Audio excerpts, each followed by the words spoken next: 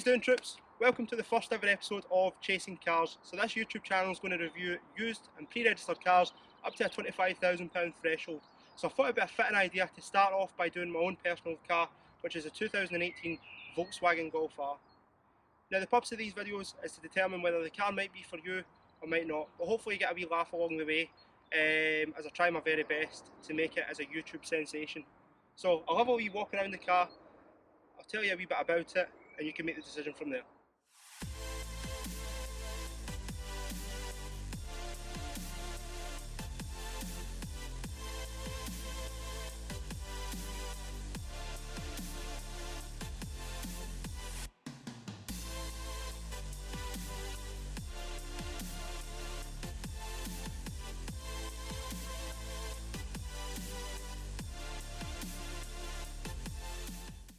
This is a 2018 model, so in 2017 they done the facelift on the Golf Mark 7. So this is a 7.5 that you see in front of you here.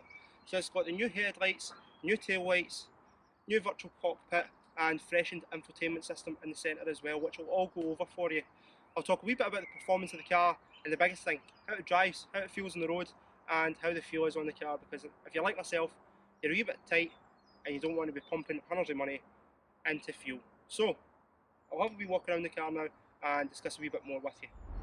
Now, starting at the front corner of the car, when you're looking for your Golf R or Golf in particular, you do have the option of trying to get different wheels on it. Now, when this car was bought brand new, somebody must have spec'd it with the 19-inch Pretoria alloys. Standard, they usually come with two-tone black and silver diamond-faced ones.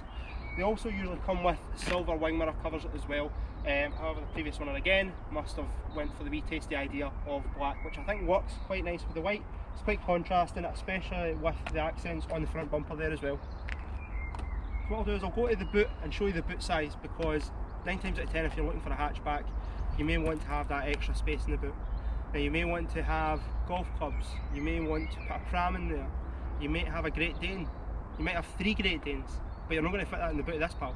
So what I'll do is I'll give you a wee example of how the space is. I think I should just stop there. A wee example of how the space is.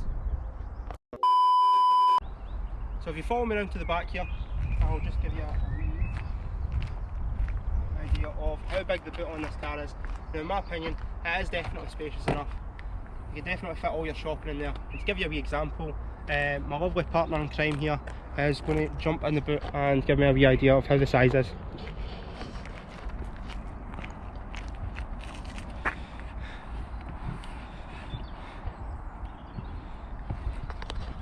Yep, cheery. Well, that was easier than I thought. At least I've got peace and quiet for the rest of the day now. So anyway, walking around the rest of the car here, as you can see, it's got quad exhausts on it. This one's got the performance exhaust, which is the Akrapovic one. I better let her out. Now, before any of you get your knickers in a twist, that was a wind up. My partner was totally in on it. In all seriousness, the boot is very spacious on the back here.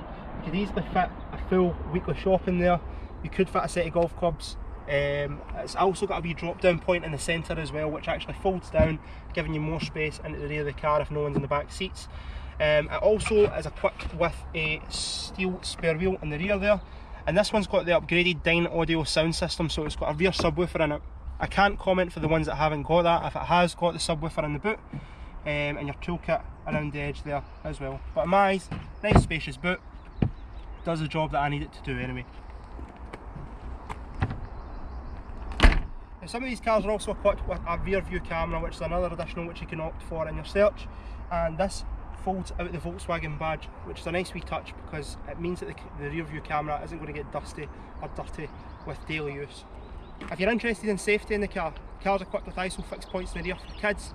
It's got active city braking and also adaptive forward cruise control as well. So what that means is when you're approaching another vehicle on the motorway and you're doing a higher speed, it will sense what speed the car is doing in front of you and the car will slow down for you as well. It's just a nice wee feature, keeps you nice and safe, especially considering a lot of drivers on the road must have got their licence out of a lucky dip bag. So what I'll do now is I'll take the camera myself. I'm going to jump in the car, give you an idea of space in the actual cabin, and just talk a wee bit more about what it's got. Once you jump into the car, you're met with this beautiful 12.3 inch virtual cockpit display, which is easily managed by the steering wheel mounted controls here. You can set it to view navigation, hands-free calling, media. The list is endless of the things that you can do with this. The car's also got auto lighting, heated door mirrors, and previously mentioned forward adaptive cruise control, which is all managed from this side of your steering wheel controls here. Just to give you an idea of the centre display, it's gesture sensitive, so as soon as you move your hand up to it, you see the menus come up. You can jump onto AM, FM, DAB radio, Android Auto and Apple CarPlay, and multiple settings to play with on the car also. It's got dual climate control, heated seats. As we come further back here, this is the DSG gearbox. So there's your selector. You can knock it down into drive. You can also knock it over into manual as well. This is all easily controlled. Your drive modes from this button here. You can choose eco, individual and normal. So what setting you put that on determines how the car performs. So if you've got it in race mode, it puts the car into sport gearbox and also opens the valves on the Valvetronic exhaust. And if you put the car into eco, it quietens the car down and lets the car coast when you lift off the throttle to save your miles per gallon. You've got your start stop on and off button there, your traction control on and off, your electronic park brake and your auto hold for that, two centre cup holders, centre storage cubby, and just to give you an idea of the interior, so it's two-tone cloth and Alcantara, leather door cards either side with nice large storage pockets, and your glove box storage there as well. I'll give you a quick look in the rear cabin space, just to give you an idea of how many people you can actually sit in the back, because this is a 5-seater car. However, it is only a 3-door model. You may be able to achieve better with a 5-door model. So just to give you an idea of space in the rear, I'm roughly 6 foot tall, so just to show you head clearance on the rear seat. Now the rear seats are nice and comfy. We've got enough room, especially with the centre armrest, which is easily folded down. And I think it would be easy enough to go a very long distance drive in this car if there was only 2 passengers in the rear. I think if you were to try and fit 3 people in the back, then they would be tightly squeezed. And then in the rear as well, you've also got your centre cup holders, 2 plastic cup holders down here, storage either side, and it's leather finished with a white stitching again. So what I'm going to do now is I'm going to take the car a little spin and give you an idea of how the car actually drives and feels on the road. So let's talk about the stats. So the car's powered by a 296 brake horsepower 2-litre turbocharged petrol. It's got 296 foot-pounds of torque, it's 4-wheel drive, and it gets 32.8 miles per gallon. Now for this type of car, that has amazing stats, because it's got the get up and go when you need it, and it's also cool, calm and collective as well. You've got 2 different gearbox options. You can either opt for the 6-speed manual transmission or the 7-speed DSG box. 0 to 60 on those 2 cars. If you opt for the manual transmission, it's 5.1 seconds, and if you opt for the DSG box, it's 4.6 seconds. The car's got different modes, which I explained earlier on. So if you pop it in eco, near the car, it's reasonably quiet. You can take it on a nice long journey without a big massive exhaust doing your line. However, if you wanted to have a wee bit of fun, especially with the 4-wheel drive system, you just push the mode button, pop it into race, and put the foot down.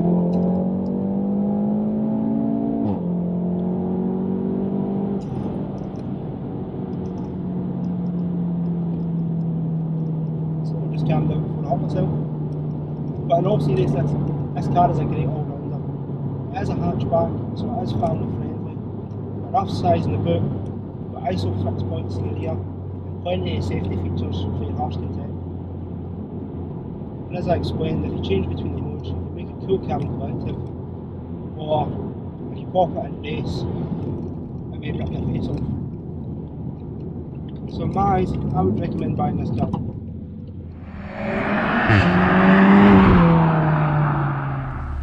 Thank you very much for watching, guys. If there's a used car or a pre-registered car that you're thinking of purchasing in the future, please comment down below and let me know what it is, and I can possibly try and source one and do a wee video for you.